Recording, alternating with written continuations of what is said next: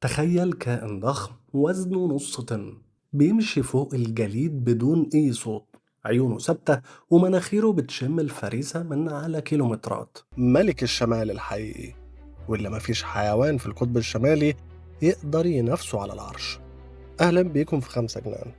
الدب القطبي اسمه العلمي أورسوس ماريتيموس، يعني الدب البحري، وده لأنه بيقضي جزء كبير من حياته على الجليد العايم في البحر المتجمد الشمالي، وبيعيش في مناطق زي كندا وألاسكا وجرينلاند وروسيا.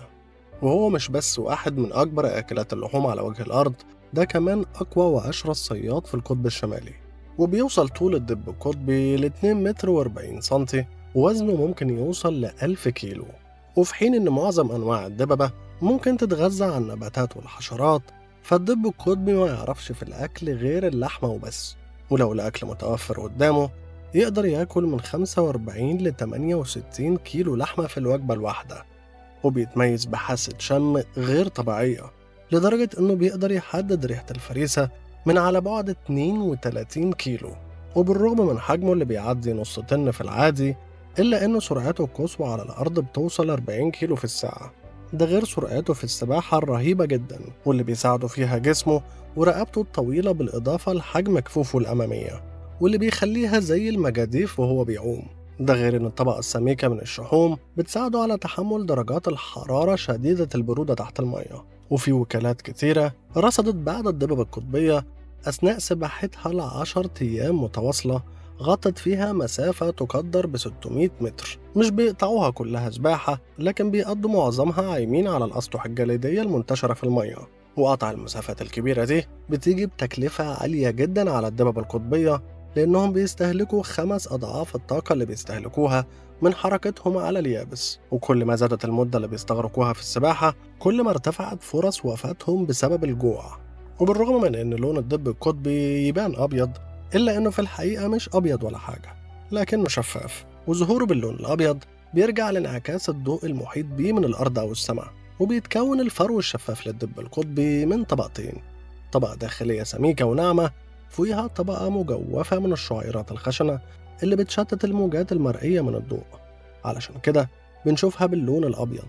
وبالإضافة لفروه، فالدب عنده طبقة من الشحوم بيتراوح سمكها من 5 ل 10 سنتيمتر. وبتبدأ رحلة بحث الذكور عن الإناث للتزاوج مع بدء ذوبان الجليد. وبعد إتمام التزاوج بكام يوم، الدب الذكر بيسيب شريكته وبينطلق في رحلة لحاله. ومن الحاجات العجيبة جدا الخاصة بالدببة إن الحمل ما بيحصلش بعد عملية التزاوج مباشرة، لكنه بيتأخر لفترة.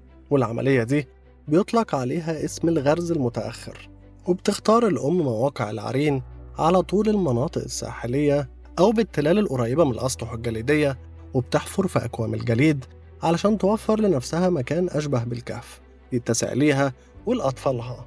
وفي الفترة اللي بتستمر فيها بالعرين من 4 ل 8 شهور، الأم ولا بتاكل ولا بتشرب. كل هدفها في الفترة دي بيكون رعاية أطفالها وإرضاعهم. وعادة الأم بتسيب ولادها بعد 2.5 من ولادته، بعد ما بتكون علمته الصيد والسباحة وكيفية النجاة في البيئة الصعبة اللي بيعيشوا فيها. وبخلاف مهاراتهم في السباحة، ما عندهمش أعداء أو مفترسين طبيعيين، لكن العدو رقم 1 ضد الدببة القطبية هو الجوع. وفي المرتبة التانية بيجي الاحتباس الحراري، والاتنين نوعا ما مرتبطين ببعضهم.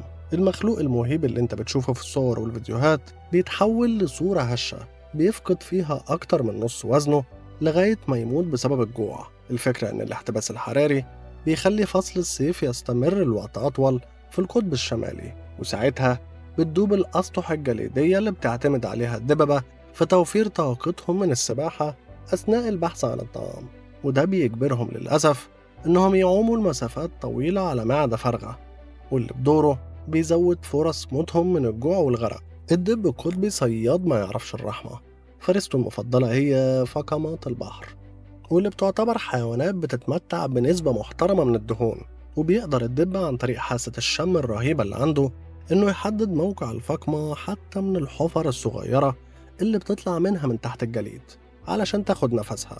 وبعد ما بيتم تحديد مكانها، بيتحرك وراها الدب، وممكن يستخدم مخالبه الطويلة ووزنه الضخم في كسر طبقات الجليد ويسحب الفقمة من رقبتها. إما بقى لو كانت الفقمة خارج المية فالدب القطبي بيبدأ يتسلل ويبدأ يتحرك ناحيتها بهدوء شديد من غير ما تحس بأي حركة. وبالرغم من إنه واحد من أضخم الحيوانات على الأرض إلا إنه لما بيدخل في مود الصيد بيتحرك برشاقة القطط. إما بقى في حالة لو مفيش فقمات في المحيط فبيخاطر الدب القطبي وبيتحرك ناحية فريسة أكتر خطورة، لكنها برضه بتتمتع بقدر محترم من الدهون، وهو حيوان الفظ اللي بتتواجد دايما في مجموعات ضخمة وعندها أنياب مميتة. لكن للأسف الجوع بيجبره إنه يحاول يصطادهم ويوفر للصغيرين الأكل المهم، وبيضطر إنه يتجه نحو مجموعات الفظ وبيستهدف الصغيرين والعجائز والمرضى منهم على أمل إنه يسحب واحدة بره مجموعة ويقدر ياكلها. بس مش دايما بيخرج الدب القطبي من المغامرة دي على قيد الحياة. ومشكلة إن الدببة القطبية من الحيوانات اللي مش بتجتمع وبتصطاد مع بعض، فهي مش بس انعزالية، دول ما بيحبوش بعض أساسا.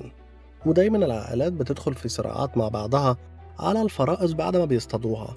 ومع تقلص مساحات الأسطح الجديدة بفعل تغير المناخ بدأت الدببة تدور على سبل تانية للأكل، منها اللي بتخليها في مواجهة مباشرة مع البشر. وفي فبراير سنة 2019 في بلد في روسيا منعزلة اتعرض أهل البلد لعدد من هجمات الدببة القطبية، وصل عددها على مدار السنة ل 52 دب قطبي اقتحموا فيها المنازل والمباني العامة بيدوروا على الأكل بأي طريقة. وده إشارة للي ممكن يحصل في المستقبل لو استمرت الأوضاع المناخية على نفس الحال. فلو في يوم من الأيام كنت ماشي على الجليد في الشمال وسمعت صوت خفيف ماشي وراك، افتكر إن ملك الشمال ممكن يكون بيطاردك.